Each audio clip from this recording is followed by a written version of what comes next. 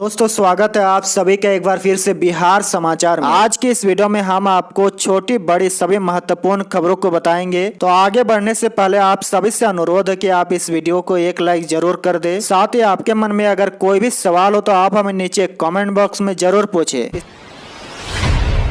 खबर में देखिए, बिहार में मैट्रिक पास छात्राओं को मिलेंगे 10-10 हजार रुपये। बिहार बोर्ड की वार्षिक माध्यमिक परीक्षा 2023 में प्रथम श्रेणी से पास 1,04,394 बालिकाओं को मुख्यमंत्री बालिका प्रोत्साहन योजना के तहत प्रोत्साहन राशि दी जाएगी।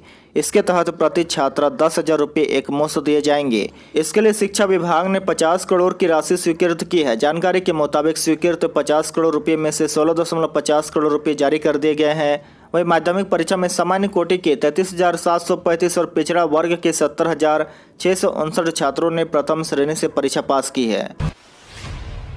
देखिए, बिहार में ग्रामीण कार्य विभाग में 16,000 पदों पर होगी नियुक्ति। जी हाँ, देखिए, उप मुख्यमंत्री तेजस्वी प्रसाद ने कहा कि ग्रामीण कार्य विभाग में 16,000 नई नियुक्तियां होगी। ये नियुक्तियां तकनीकी से लेकर सहायक कर्मचारी तक के पदों पर की जाएगी। इसका मकसद विभाग में मानव बल की कमी को दूर कर ग्रामीण सड़कों का तय समय में निर्माण और बेहतर रखरखाव करना है। तेजस्वी यादव ने ये बातें रविवार को ज्ञान भवन में बिहार ग्रामीण पथ विकास अभिकरण के 22वें आम सभा और विभागीय समीक्षा बैठक को संबोधित करने के दौरान कही है। आपको बता दें कि 31 मई को ग्रामीण कार्य विभाग की समीक्षा के दौरान मुख्यमंत्री नीतीश कुमार ने ग्रामीण पदों के रखरखाव का जिम्मा विभाग को खुद निभाने का निर्देश दिया था। इसके लिए जितने अभियंता व कर्मियों की दरकार हो उनकी बहाली जल्द करने को कहा था।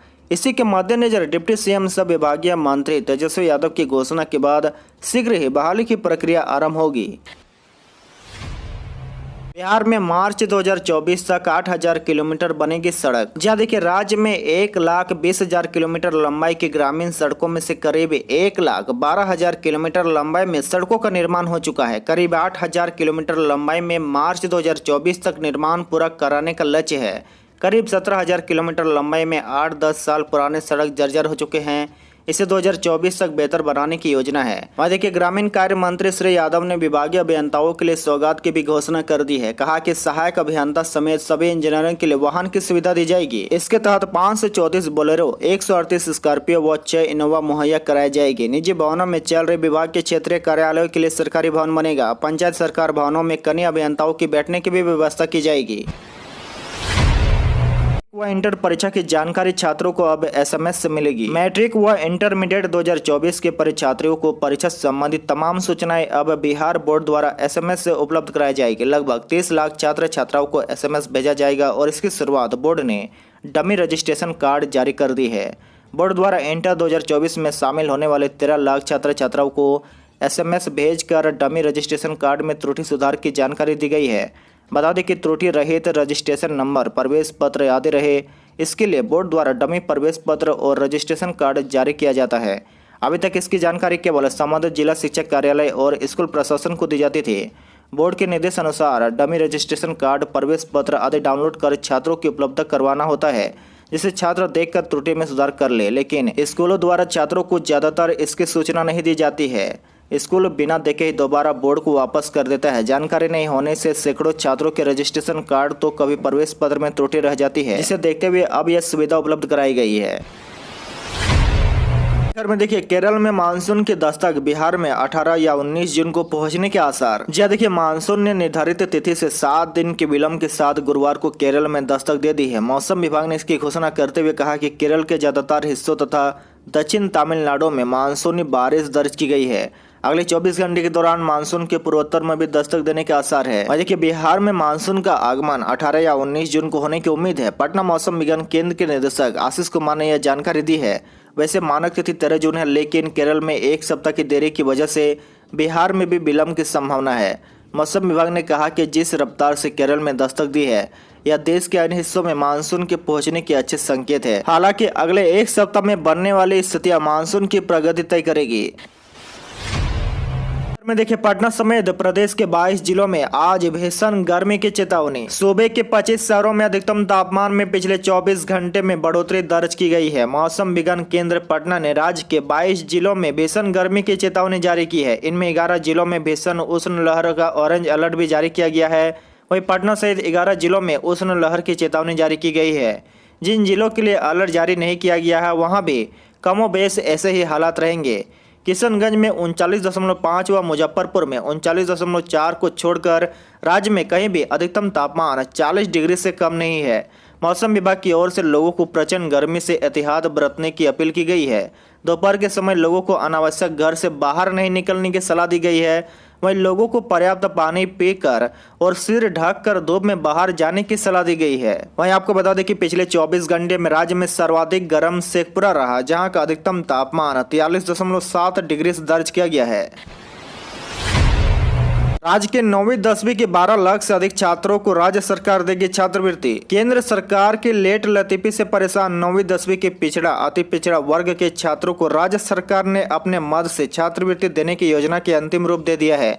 जल्द ही प्रदेश के राजकीय और राजकीयकृत माध्यमिक विद्यालय के 9वीं 10वीं के पिछड़ा अति पिछड़ा वर्ग के 12 लाख से अधिक छात्र छात्राओं को छात्रवृत्ति की राशि दी जाएगी।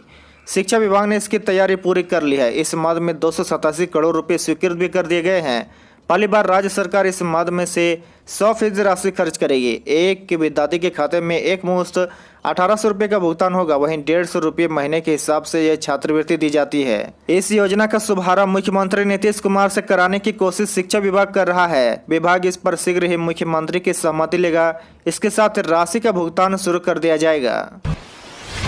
बिहार के इस जिले में बनेगा सबसे बड़ा ब्लड बैंक, लगेगी अत्याधुनिक मशीनें। बिहार के मुजफ्फरपुर जिले के कंपनी बाग स्थित रेड क्रॉस में 3 लाख की लागत से ब्लड बैंक बनेगा। यह ब्लड बैंक बिहार में अब तक का सबसे बड़ा ब्लड बैंक होगा।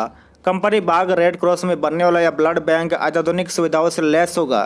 इसके लिए मशीन की खरीद हो चुकी है। यह ब्लड सेपरेशन की मशीन भी लगेगी, जिससे लाल रक्त कण वाले ब्लड नहीं होने की परेशानी दूर हो जाएगी। फिलहाल SKMCH में ही ब्लड सेपरेशन की सुविधा उपलब्ध है, लेकिन ब्लड सेपरेशन कम होने के कारण मरीजों की जान बचाना मुश्किल हो जाता है। इस ब्लड बैंक के बनने से SKMCH पर भी मरीजों का निर्भरता काफ़ी हद तक कम हो जाएगी। आपकी जानकारी के लिए बता दें कि रेड क्रॉस के ग्राउंड फ्लोर पर ब्लड बैंक चलेगा, जिसमें 24 घंटे मरीजों की ब्लड की सुविधा उपलब्ध रहेगी। मरीज जरूरत के अनुसार कभी भी ब्लड बैंक से सेवा का लाभ ले सकते हैं। रेड क्रॉस के सचिव उदय शंकर प्रसाद ने कहा कि यह ब्लड बैंक उत्तर बिहार के मरीजों के लिए वरदान साबित होगा। बिहार में अब हॉर्स फायरिंग पर होगी 2 वर्ष की जेल, 1 लाख लगेगा जुर्माना। राज्य में हॉर्स फायरिंग पर पटना पुलिस ने सख्ती बढ़ा दी है। गृह मंत्रालय द्वारा संशोधित कानून के तहत यदि अब कोई हॉर्स फायरिंग करता है तो उसे 2 वर्ष की कैद और 1 लाख रुपये जुर्माना भरना पड़ेगा। यही नहीं, घटना होने पर हथियार का लाइसेंस रद्द कर दिया जाएगा। इस संबंध में SP राजीव मिश्रा ने सभी थानेदार को निर्देश जारी कर दिया है। उन्होंने अपील की है कि शादी समारोह व कार्यक्रम में आग्नेय वस्त्रों से प्रयोग से दूर रहे। अब समारोह के दौरान गोली चलाने की घटना की आपराधिक घटना मानकर कार्रवाई की जाएगी। पटना में शादी विवाह व अन्य समारोह के दौरान हॉर्स फायरिंग की अक्सर घटना सामने आती रहती है।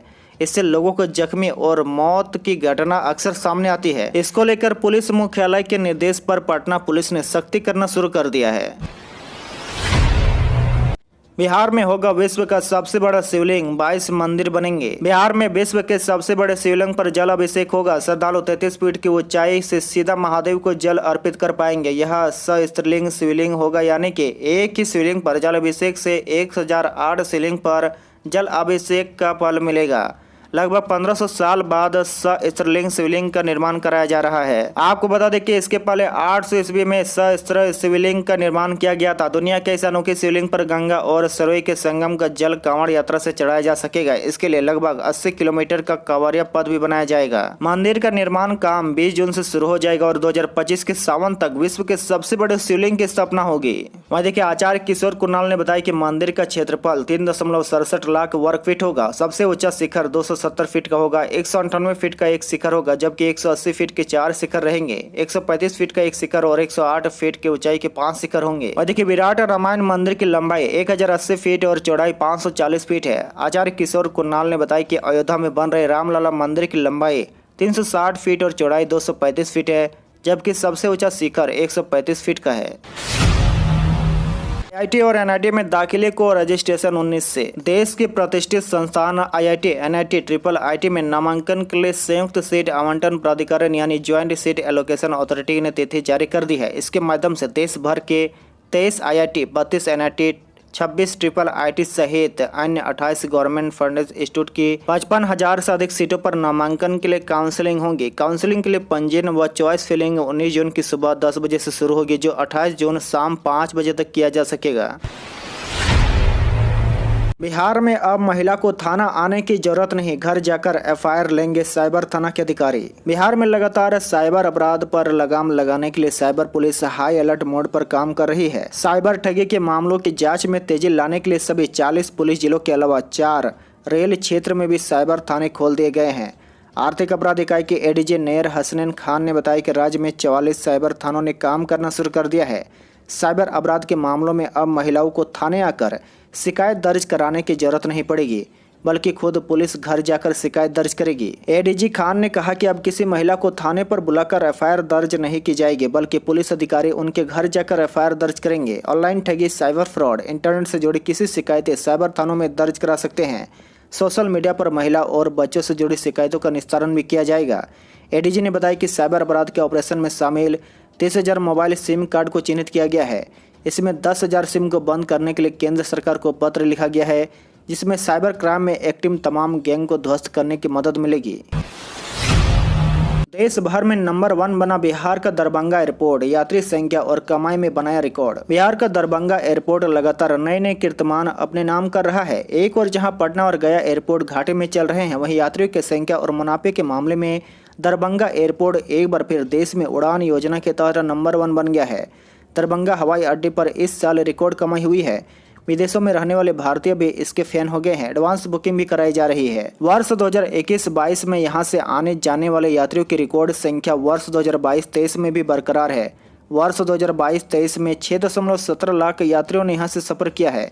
इससे पूर्व 2021-22 में 6.19 लाख लोगों ने दरभंगा एयरपोर्ट से आगमन एवं प्रस्थान किया था। एक बार फिर बड़े इंटर एडमिशन के लिए आवेदन तिथि अब 14 तक कर सकते हैं अप्लाई। बिहार विद्यालय परीक्षा समिति ने इंटर एडमिशन के आवेदन की तिथि एक बार फिर से बढ़ा दी है। पहले यह तिथि 7 जून तक थी, लेकिन अब स्टूडेंट 14 जून तक इंटर नामांकन के लिए समिति के online facilitation system for student officers की पोर्टल पर जाकर 11वीं में एडमिशन के लिए आवेदन कर सकते हैं। इससे पहले 17 से 26 मई व 1 से 7 जून तक ऑनलाइन आवेदन भरा गया था। समिति ने कहा है कि 17 से 26 मई तक की अवधि में कॉमन एप्लीकेशन फॉर्म भरने वाले स्टूडेंट 8 से 14 जून तक निर्धारित अवधि में ऑफिसर्स पोर्टल पर जाकर अपने आवेदन फॉर्म की जांच कर ले।